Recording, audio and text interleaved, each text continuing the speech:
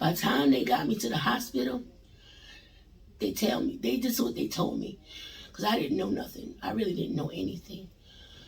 By the time I got to the hospital, I had done crystallized. They say I was gone. I was unpacked.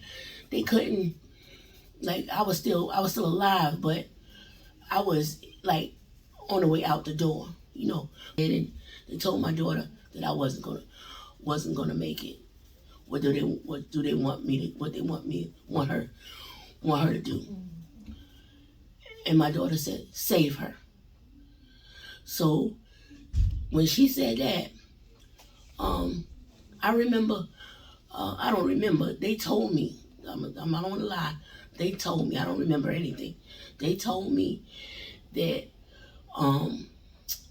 the first thing they did was had to dialyze me, because like I said, I had crystallized. And I didn't know what crystallization was. But it's like the salt and everything that's in your body or whatever it is, it was coming through my skin.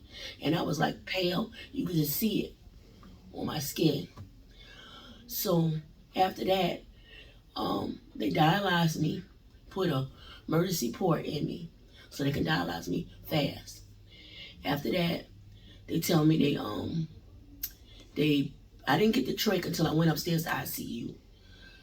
So I had been in the emergency room because I was touch and go for 2 days. They didn't want to send me anywhere till they stabilized me. So they dialyzed me, I guess, for 2 days straight. I don't know. But they had to dialyze me real good.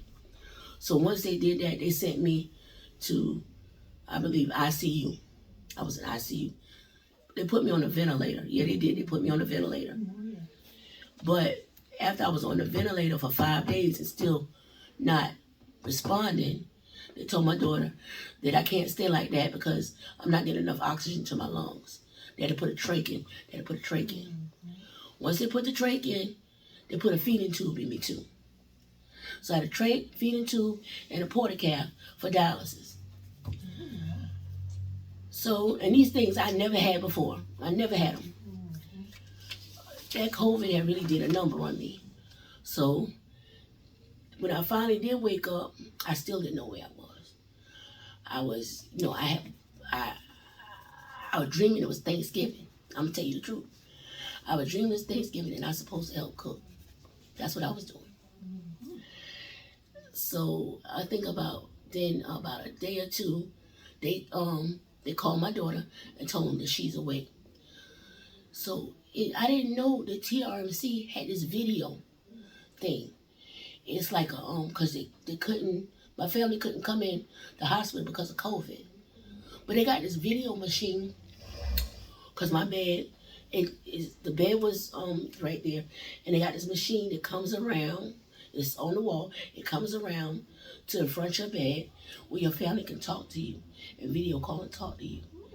So that's what they did. They video and call and talk to me. And slowly but surely my senses started coming back. I started remembering stuff. I don't remember what happened to me. Only thing I could do was move my lips and I couldn't say anything. Yeah, I had lost taste, I had lost smell.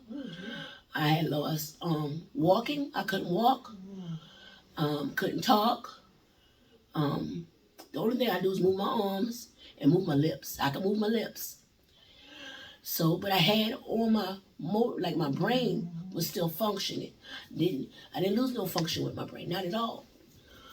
So I just looked and I kept smiling and nodding and things like that. And then once I was able to really move my lips good, I kept telling them, when they TRMC let them come see me, they let my daughter come. And I kept telling Emma, burr, burr, burr. She said, I kept telling her burr. And she didn't understand what I was saying. But I was asking for my oldest son at the time. And through the same time, he walked through the door.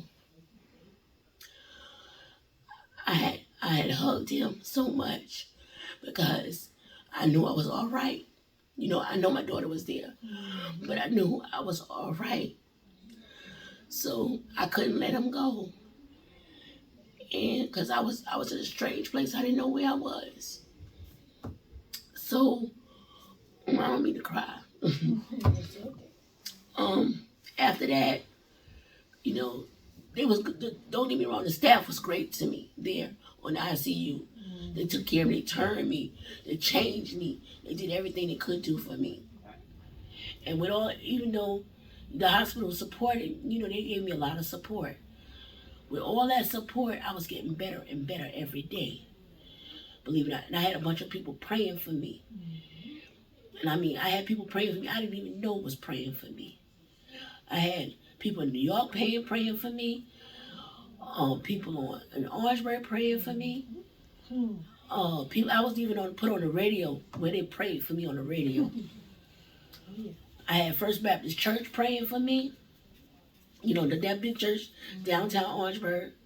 That they was praying for me. Mount Pinsby was praying for me. St. Paul was praying.